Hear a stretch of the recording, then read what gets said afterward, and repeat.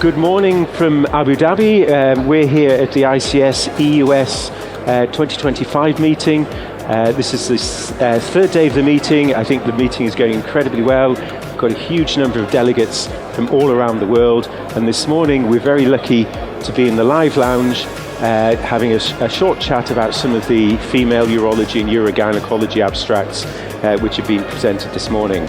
My name's Dudley Robinson. I'm a consultant urogynaecologist from King's College Hospital in London, and this morning we've got Abdulrahman Mojallid, who's from Saudi Arabia. Good morning, Abdul. Thank you for joining us. Good morning. Thank you very much, Dudley. Thank you very much for the happy welcome that you gave us. Thank you very much. Pleasure to be with you this morning. It's my honor and pleasure. Thank you very much. And we've also got Candace Parker-Autry, who's from Winston-Salem. So Candace, thank you for joining us. Yes, thanks for having me. So we had a great session this morning looking at the female abstracts, and I know that you both presented this morning, so maybe if we could just talk a little bit about your abstracts, and then we can have a conversation about perhaps your findings and where we're going to go next. So maybe Candace, if we can start with you. Absolutely, yes. So if you can tell us a little bit about your abstract, what prompted the work, and what did you find? So the abstract that I presented today focused on how we are able to integrate a standardized approach to home boarding trials. So we've had data since 2009 actually that shows that women who have urogynecologic surgery are able to have successful boarding trials at home. However, like many therapies, there's been a great time lag in terms of integrating that into clinical practice. So we were able to kind of integrate a standardized protocol with education with our clinicians as well as our nurses. And from that standardized protocol, we were able to show that women are able to have successful home boarding trials after many urogynecologic surgeries on postoperative day number 1. And this was a safe and very feasible protocol to integrate into clinical practice. So all of your patients after pelvic floor surgery have a catheter in? Correct. So we have 5 to 6 different providers, and everybody, like many practices, have different preferences and ways they treat patients. But per routine, patients with complex urogynecologic procedures, so multi-compartment vaginal surgery or sacrocolpopexy, do go home with a catheter until postoperative day number 1. Traditionally, the catheter may have been left in longer to allow for a clinic-based boarding trial. But with this study, we were able to look at home boarding trial on postoperative day 1 and showed that there were similar rates in terms of difficulty or incomplete bladder emptying, similar rates in terms of needing to have clean intermittent catheterization teaching. And how long, let's say after a sacrocolpopexy, how long would you normally leave a catheter in for? What would be your standard? Typically postoperative day number 1. Okay. But part of the reason for doing the study is to evaluate what is the clinical burden for having every patient come into the clinic for a boarding trial. And we were able to show that by doing home boarding trials, we were able to decrease the clinic-based boarding trials in 89% of patients. So just run us through, what does the patient actually do at home? Yeah, so it's very easy. So we have a QR code that takes them to a YouTube video. We also have a handout that walks them through step by step what to do. So there is obviously a female urethral catheter in place. The patient is instructed at 7 a.m. after surgery to cut that catheter in between where it's inserting in their body and where it's connecting to the tubing. They allow the balloon to drain, and they are given 3 to 4 hours to void. If they are not able to successfully void at home. So we trust patients to know whether they're able to completely empty their bladder. There's been previous studies that shown that asking a patient, are you able to completely empty your bladder? Do you feel like your bladder is empty? Has been equivalent to doing a post-void residual measurement in clinic. So I was going to ask you, that was going to be the next question. Yes. So because that is equivalent, it's safe for patients to do this assessment at home. We typically call patients with either a nursing or a resident phone call on postoperative day 1 to ensure that they're voiding okay. So you're not actually measuring a post-void residual, you're just going on sensation? Correct, yes. And any problems come from that? Or? We haven't. So our data shows that only two of our patients needed to go into the emergency room, mostly because they couldn't get in touch with our nursing staff. But the majority were able to successfully pass a spontaneous fill voiding trial at home. And I guess it's much easier rather than having to come back to the hospital, Correct. see the nurses or the Yes. doctors and have the catheter taken Yes. out. So I get that. Now, what about the actual physical cutting of the catheter? Does that go wrong? Typically not. So the catheter is over, 12 inches long, and they have very good instructions in terms of where to cut. We actually have the nurses who discharge them on postoperative day 0 make a line cut here, across where to cut. So any pair of home scissors are able to do that. So we find it, I work in King's in South London, and if we did this at King's, there'd be all sorts of problems with people cutting the wrong tubes, not knowing what they're doing, but you obviously have a well-educated population. Because some of the patients, even if you told them that use the barcode, some of the patients are old and they're not well with the technology. This is also an issue. Yeah, so that's a great point. We have patients who range in ages up to 80 plus years, and everybody's able to, all of our patients have been able to successfully do this either with the written instructions that we provide or using the video. I'm sure the video is a great help so they can Yes. actually see. Yes. So this is something that you're going to bring out, you're going to roll out now in clinical practice? We have done this already. Yes, so this was our quality improvement project to make sure that this is a feasible and safe alternative to integrate into our standard care. And, I guess this is, simple research. I don't mean that in a bad way. Yeah. But something that really will change patient management Absolutely. and patient care. And cost saving as well, I would presume? Yes, cost savings. Our nurses are much happier with not having to do a retrograde fill voiding trial on every patient that we operate in. We have a very busy clinical practice. And so the decrease in clinical burden has been substantial. Lovely. And have you looked at any costs of it yet? How much money you save? We have not. That's a great next step. Yeah, so that would be, it'll keep the managers happy as well in the hospital. Of course. Yeah. So thank you very much, You're welcome. Candace. Thank you. So tell us about your abstract. When I started to think about what to write in the abstract, because most of our patients come with the pelvic pain, usually female between 30 to 40s.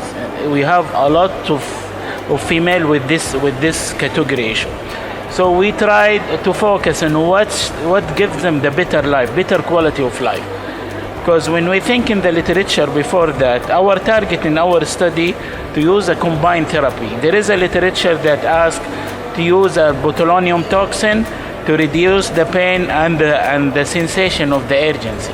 And there is some studies that ask for use the steroid, the triamcinolone, to inject in some inflammatory areas like the anal ulcer to decrease the pain. So we think that why we don't combine it together like we give a synergetic effect. So this is our base thinking to use our study. So we started our study in 2023, around after the COVID areas on the patient, because patient disappears at that time. So they came back with a lot of pain. And some of the patients, they tried Botox before, and some of the patients, they tried also steroids. So we tried to focus on how to give them better quality of life. Because if something happened, so they can get a longer duration for decreasing this pain. So we started with around, in our study, around 28 patients. We gave them like a questionnaire at the beginning for the symptom score, based on the scaling that the ICS provided, the pelvic pain urgency frequency. And when we evaluate them after we inject the medication inside the blood, we found that after 4 weeks, the patients were really, really happy. So this is the best expression that I felt that I want to continue with this maneuver. Because when you see a patient that's been for years with suffering, with pain, and they're affecting the whole life, even sexually. They think the quality of life is bad. When they come, they are happy, and even when we saw them, some patients we saw them up to 9 months. they are really very satisfied. They went traveling, they are happy, they can see socially, they are better socially. So this is, in our study we found that around from February 23 to 2024 September, at the end of September, more than 70% of the patients, they give us high satisfaction rate. Symptom score better than 80%. So this is why we are focusing to show our colleagues, and that we can figure out something that gives synergetic effect by decreasing inflammation, decreasing the neuropathic sensation, this stuff, and I'm really happy with the result. And of course, Botox works on the sensory pathways as well as the motor pathways. Mm-hmm. So it sort of makes sense. And as you say, if you're decreasing the inflammation with the triamcinolone, you should see a synergistic effect. One thing that potentially worries me is if we look at the big trials of Botox, then there's a 30% risk of infection. So using steroids, have you seen any greater risk of infection? For our study, still it is not that long, and it is still in our single center. It is around 1.5 years. So still there was no any risk of infection. We did the precaution, like any surgery, we give them prophylactic antibiotic. Most of the patients we give them 5 days post-op antibiotic. So to be sure, and all of the patients we already checked that there are no infection. So a negative culture, so they are interstitial cystitis, pelvic pain. So this is why we were, the result until now it is very good. Mm-hmm. And in terms of voiding dysfunction, any problems? Did you have to send anyone home with a catheter in? No, all of the patients without any catheters. Most of the patients, the voiding dysfunction. So the target usually with the pain is the urgency frequency. Mm-hmm. And sometimes patient has nocturia, but mostly they are better in the voiding dysfunction way. So this is why it might be from the Botox, and the pain decreased from the steroids. So when we combine it, one of the patient, they tried Botox for decreasing the urgency frequency, and the result will only last for 3 months. After 3 months, the urgency frequency came again. So overactive symptoms. But not the pain? No, only the overactive symptoms. But the pain was continuous. So when we said, let us give you the combination to decrease the pain, they already has pain, and it didn't go away with the Botox. And the patient lasts for more than 7 months until I saw her. I saw her in August. 7 months, still she is happy with both for the voiding dysfunction and the pain. So it might give the Botox longer duration. Which is possible. And then are you planning on re-injecting these patients 9, 12 months? I am planning to re-evaluate them after what we know, that when the Botox effect is going away. Around 9 months, 10 months, I want to re-evaluate them. One of the patients at 12 months post the injection, she said she's still feeling fine. The symptoms still not came out.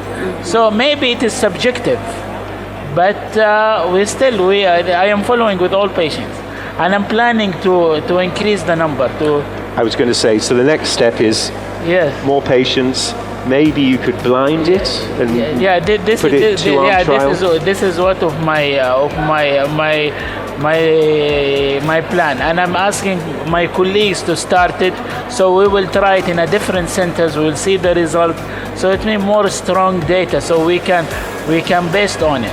Because I guess at the moment you're not too sure what's helping the most. Is it the triamcinolone or is it the Botox? So if you then have a two-arm trial, then you can see what the difference is. Thank you very much, Abdul. It's my pleasure. Thank you very much, Candace. Yes, great work. I hope you enjoy the rest of the meeting here in Abu Dhabi. Thank you for joining us in the live lounge this morning. I'm sure there'll be lots more for you to listen to and watch in the live lounge for the rest of the meeting. And thank you both for joining me this morning. Thank you very much. Thank you very much. It's my pleasure. Thank you.